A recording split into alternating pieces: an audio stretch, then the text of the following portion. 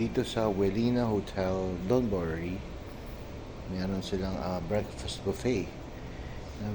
Bili namin, pagka magbabayad ka, 500 yen. So, murang-mura to, no?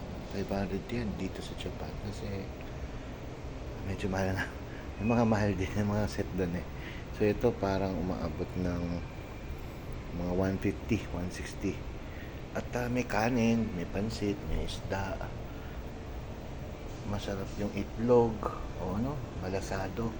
Yun yung parang hotdog, napakasarap. Salad. Tapos, may mga soup. Merong miso, merong curry, if you want. Nandito yung kanin, no? Tapos, may mga tinapay. So, malawak yung choices mo. 2 araw na kami hindi nagkakape dito sa hotel kasi nga gusto namin na matumikim na makakape sa labas. Pero ngayon araw, tumikim kami at masarap. So, tipid na naman. So, ayan. Yan yung buffet setup dito. So, yan yung counter.